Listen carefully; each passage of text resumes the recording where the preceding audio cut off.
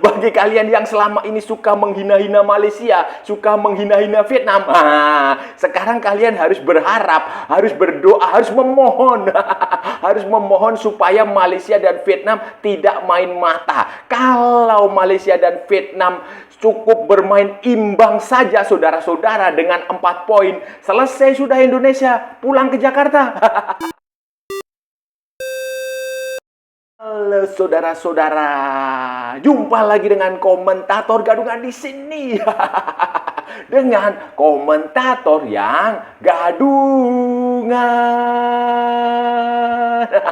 Seperti biasa, saudara-saudara, seperti biasa. Kalau kita sudah bertemu, pasti akan ada yang kita bicarakan. Kita ulas tentang sepak bola di seputaran Asia Tenggara yang baik, yang benar. Tidak ada hoax, tidak ada hoax, tidak ada hoax. Semua berdasarkan fakta dan bukan klaim semata, saudara-saudara. Baik yang sudah lama sekali maupun yang terkini. Bebas, saudara-saudara, bebas. Yang penting, sopan.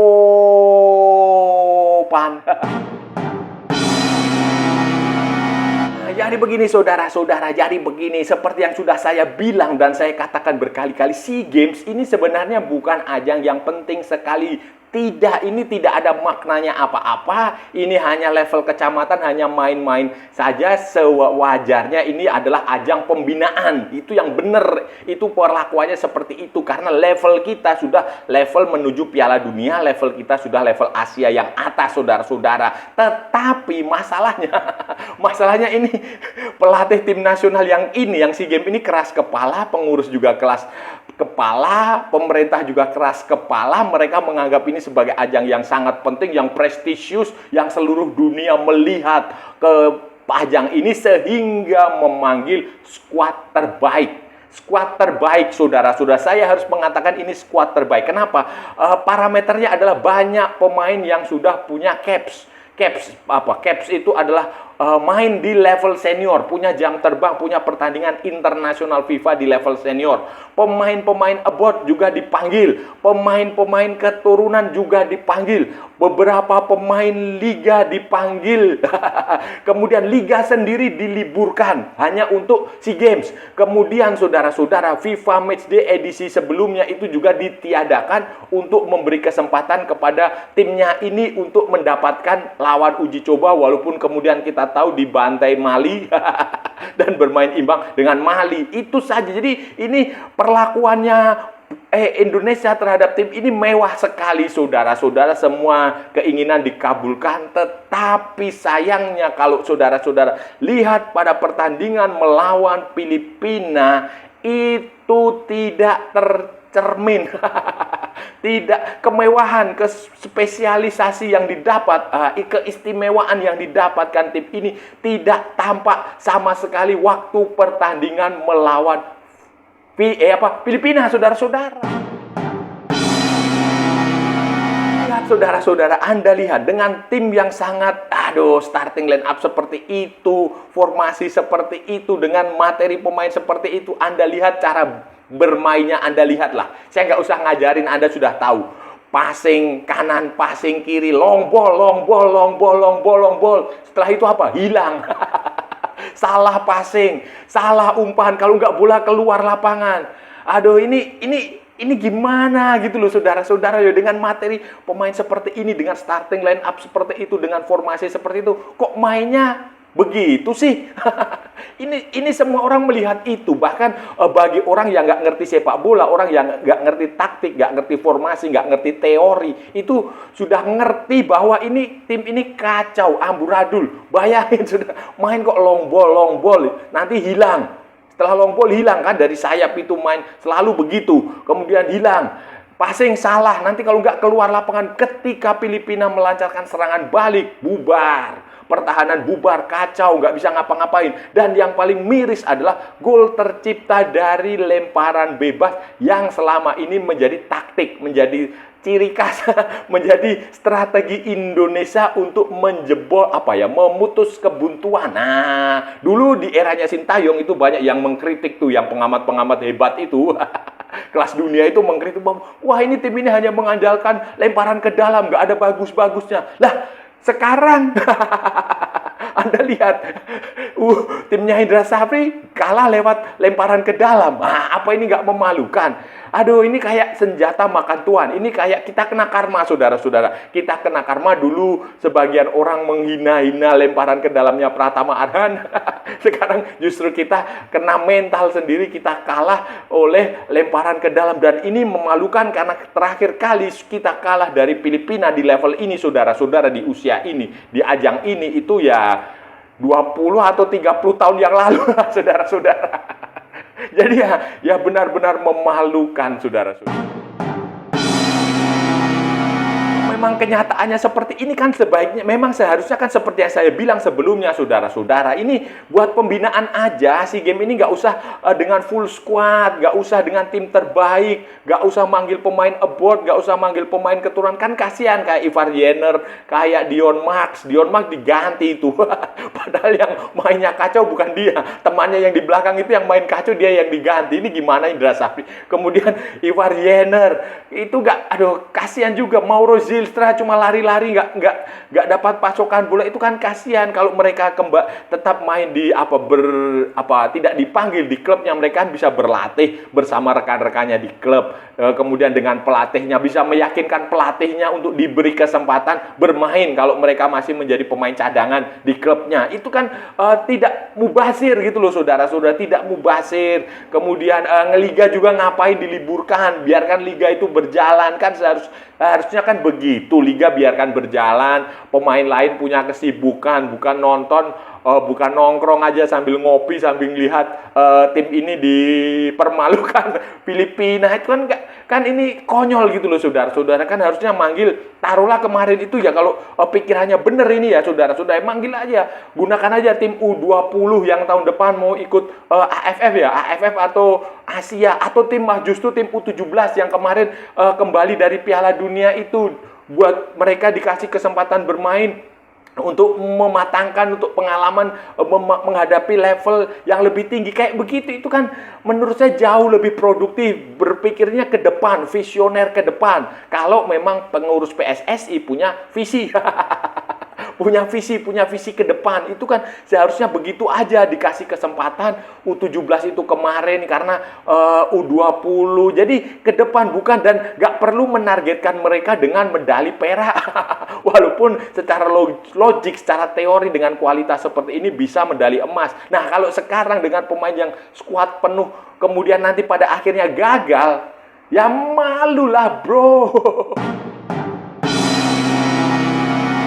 Gagal itu ada, saudara-saudara, dengan kekalahan dari Filipina. Filipina itu sudah lolos ke semifinal dan sekarang tinggal diperebutkan runner up terbaik. 3 tim akan memperebutkan 1 runner up terbaik, dan Indonesia akan bermain tanggal 12 melawan Myanmar, saudara-saudara. Myanmar ya seharusnya menang lah. Kalau nggak ngacau, seharusnya menang. Tetapi saudara-saudara, jangan lupa tanggal 11 Vietnam akan berhadapan dengan Malaysia. Sebelumnya itu ada Singapura. Singapura melawan Thailand, saudara-saudara, di pertandingan terakhir di grup A. Singapura itu, saudara-saudara, kalau dia bisa mengalahkan Thailand, itu dia poinnya maksimal 3. Kayak Indonesia lah, poinnya maksimal 3. Tetapi nanti tanggal 11 Malaysia dan Vietnam ini, saudara-saudara, ini dua-duanya sudah punya poin 3, dan Malaysia di posisi puncak karena ada selisih gol kalau nggak salah plus 3 atau plus berapa lah itu. Kemudian Vietnam itu plus 1 atau plus berapa, itu saudara-saudara, dan 3 poin ya, dengan 3 poin. Nah, mereka ini, saudara-saudara, dua-duanya bisa lolos ke semifinal jika pada pertandingan terakhir tanggal 11 itu bermain seri. Bermain imbang. Kalau 2 tim ini bermain imbang, poinnya akan 4. 4 kan, Indonesia ngalahkan Myanmar 1000 sekalipun, poinnya tetap 3. Itu artinya pertandingan Indonesia lawan Myanmar itu akan tergantung dari hasil Malaysia melawan Vietnam. Dan saya yakin Malaysia dan Vietnam itu juga mereka paham itu. Mereka paham itu bahwa mereka akan bisa lolos, sama-sama lolos ke semifinal. Kalau bermain seri, kalau bermain imbang, itu saudara-saudara. Itu mereka pasti mereka berpikir ke seperti, dan saya nggak yakin Saya nggak yakin Vietnam atau Malaysia akan serius untuk saling mengalahkan. Saya nggak yakin kedua tim akan berusaha untuk menang. Saya yakin, seyakin-yakinnya kedua tim pasti akan berusaha untuk bermain seri. Itu terjadi saudara-saudara dan Indonesia gagal lolos, ya sudah selesai. Ini aib lah saudara-saudara. Kita juara bertahan. Kita meraih medali emas pada edisi sebelumnya. Biasanya dalam beberapa tahun terakhir ini ya saudara-saudara, juara bertahan itu akan mempertahankan gelarnya. Kayak Vietnam di 2021 sama 2019 kalau nggak salah itu juga mempertahankan. Dulu Malaysia 2011 sama 2009 itu juga mempertahankan. Thailand berkali-kali. Sementara Indonesia ya sudah sekali 2023 itu, karena ya setelah itu kan terlihat sekali euforia sekali saudara-saudara. PSSI membangga-banggakan itu sebagai sebuah prestasi besar. Kemudian Indra Safri membangga-banggakan itu sebagai sebuah prestasi, seperti kita lolos ke Piala Dunia. Media digiring untuk memblow up itu, membesar-besarkan itu, seolah-olah medali emas SEA Games adalah capaian tertinggi dari sebuah prestasi tim nasional di sebuah negara. Jadi ya sekarang ini anti klimaks saudara-saudara, anti klimaks gitu loh. Kemarin 2023 kenapa dia bisa bagus seperti itu? Karena mayoritas pemain itu adalah didikannya Sintayong. Jadi ada peran Sintayong di situ. Nah, Anda paham itu kan? Sekarang kan didikannya Gerard Van den Berg, didikannya Patrick Kluivert, didikannya Erick Thohir. Jadi berbeda waktu itu 2023 Indra Safri tinggal menerima barang yang sudah jadi, tinggal melanjutkannya, tinggal mengolahnya sedikit. Karena backgroundnya, basicnya semuanya adalah pemain yang dididik oleh Sintayong. Mayoritas pemain warisannya Sintayong. Jadi itu yang membedakan kenapa tim nasional yang sekarang yang di SEA Games ini berbeda dengan tim nasional yang di Kamboja, walaupun beberapa pemain itu masih sama saudara-saudara. Kesimpulannya saudara-saudara, ikan itu saudara-saudara kalau busuk itu ada di kepala.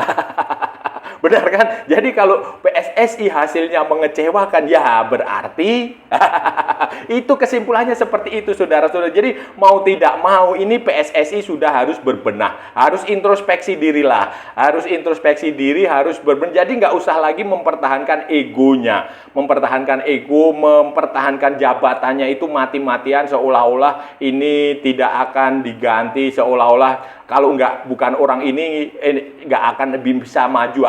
Jangan seperti itu, jangan seperti itu. Semua jabatan itu amanah. Kalau memang sudah merasa tidak mampu, ya sudah selesai, mengundurkan diri atau nggak usah rangkap jabatan lah Pak. Itu terlalu memaksakan diri lah itu namanya. Jadi nanti ini saya bilang ya saudara-saudara, tolong dicatat ya, nanti bulan Maret FIFA Matchday, FIFA Series di bulan Maret itu saudara-saudara, itu nanti kalau pelatih baru hasilnya tidak memuaskan, saya berani yakin, saya jamin itu stadion ribuan orang di stadion itu akan kembali meneriakkan nama Sintayong. Itu saya berani jamin itu saudara-saudara, pasti, karena ya ini Sintayong itu sudah terpatri di dalam alam bawah sadar orang-orang Indonesia, supporter Indonesia. Jadi nanti kalau hasilnya tidak bagus ya pasti itu akan keluar. Dan saya harap PSSI ya berbenah kalau memang harus mundur, kasih kesempatan yang lain yang lebih punya waktu yang lebih bagus ya. Mengapa tidak? Nggak usah mati-matian mempertahankan itu, apalagi pakai bahasa. Saudara-saudara, itu tadi pembahasan kita hari ini saudara-saudara. Kita sudah bicara panjang lebar dari A sampai Z. Dari barat sampai ke timur, dari utara sampai ke selatan, dari Sabang sampai Merauke, dari Pulau Rote sampai Pulau Miangas, dari New York sampai San Francisco, dari London sampai Istanbul, dari Zimbabwe sampai Vanuatu. Dari Santa Fenang sampai Kota Kinabalu, semua sudah kita ulas, semua sudah kita cakap, semua sudah kita bacotin saudara-saudara. Hari ini tadi kita bicara tentang peluang, tentang masa depan tim nasional Indonesia U22 atau U23 di SEA Games 2025 di Thailand.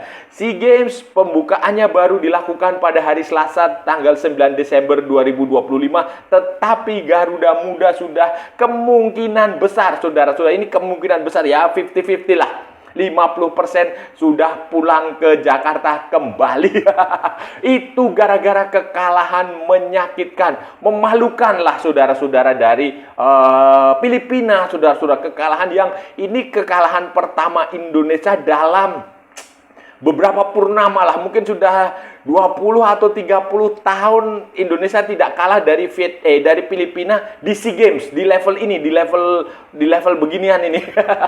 Ini sudah yang paling menyakitkan adalah kekalahan itu tercipta lewat sebuah throw in, long ball, lemparan ke dalam jarak jauh yang selama ini sebenarnya justru menjadi taktik, menjadi strategi Indonesia. Indonesia ini jujur, mau Anda boleh percaya boleh tidak, bahwa yang mempelopori lemparan ke dalam seperti ini ketika eranya Pratama Arhan itu dulu. Itu dimulai itu, dan sekarang Indonesia kebobolan dengan cara yang seperti ini. Jadi kira-kira senjata makan tuan lah saudara-saudara, senjata makan tuan. Dan dulu ketika zamannya Sintayong kan banyak dikritik, wah cuma ngandalin lemparan ke dalamnya Pratama Arhan. Gak ada bagus-bagusnya. Nah sekarang kena karma kan. Kena karma, dan Anda lihat saudara-saudara mainnya buruk sekali, buruk dengan materi pemain yang squad yang menurut saya mewah. Ini squad mewah di level U23, U22 karena beberapa pemain, banyak pemain sudah punya caps, punya jam terbang, punya pengalaman, punya kesempatan bermain di tim nasional senior, dan bukan pemain yang baru juga di U20, U23, U22. Bukan, ini pemain yang sudah lama mereka bersama sebenarnya. Hanya beda pelatih aja. Kemudian menghadapi Filipina yang juga sebenarnya punya pemain-pemain abot yang lumayan, 13 kalau nggak salah itu. Tetapi mereka pemain-pemain muda. Rata-rata pemain Filipina itu 20,8 tahun. Sementara Indonesia 21,3 atau 1 tahun. Nah, jadi lebih muda pemain-pemain Filipina. Dan ini tetapi dengan skuad yang, kalau Filipina banyak yang belum punya cap senior. Kalau Indonesia punya cap senior, ada pemain naturalisasi, pemain keturunan, pemain abroad, semua dipanggil. Tetapi mainnya benar-benar, aduh, bikin gereng-gereng kepala, saudara-saudara. Kan kita tahu sendiri, saudara juga udah tahu. Indra Safri itu minim taktik. Indra Safri Hernandez, Indra Safri Alonso, itu kan minim taktik. Dan ternyata dengan skuad seperti ini akan Anda lihat.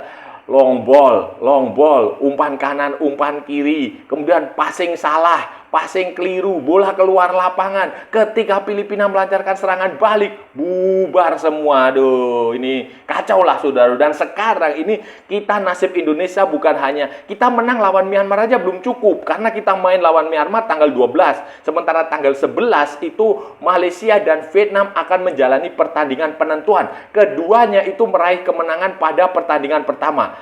Nanti pesaing selain itu, selain Malaysia dan Vietnam, itu pesaingnya adalah Timor Leste dan Singapura. Tetapi maksimal Singapura itu maksimal kalau dia menang di pertandingan terakhir hanya 3 poin. Jadi grup B ini, grupnya Malaysia dan Vietnam ini akan menentukan nasib Indonesia. Kalau ini sekarang Malaysia ada di posisi pertama, Vietnam posisi kedua dengan 3 poin. 3 poin, dan keduanya punya hanya selisih gol aja. Malaysia plus 3 kalau nggak salah. Kemudian Vietnam plus 1. Nah, kalau pada pertandingan tanggal 11 ini dua tim ini bermain seri, imbang, berarti kan mereka dapat 4 poin.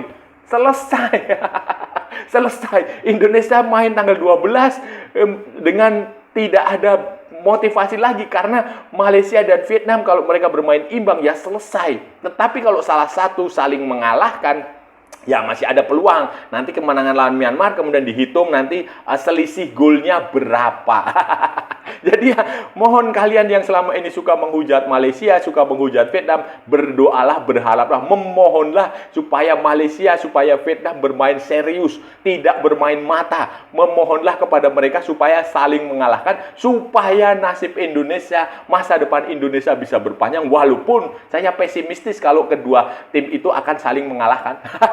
Dan saya rasa sudah cukup ya pembahasan kita kali ini. Kalau ada salah-salah ya mohon maaf, namanya juga gadungan saudara-saudara. Wajar kalau gadungan itu salah. Tetapi kalau benar, berarti sebuah kebenaran. Kalau sudah merasa channel ini bermanfaat, berguna, menghibur, menginspirasi, silahkan like, share, dan subscribe. Tapi kalau tidak, sudah abaikan saja, skip, jangan ditonton. Tetapi jangan nyampah, kita hanya cari teman, bukan cari musuh. Ikuti juga akun media sosial Komentator Gadungan, ada di Instagram, ada di Facebook, dan ada di TikTok yang bukan TikTok Shop. Oke, saudara-saudara, sampai bertemu lagi di edisi berikutnya dengan tema-tema jauh tidak bermanfaat, dengan tema-tema jauh tidak berguna, dengan tema-tema jauh lebih membangkongkan. Salam olahraga dan merdeka.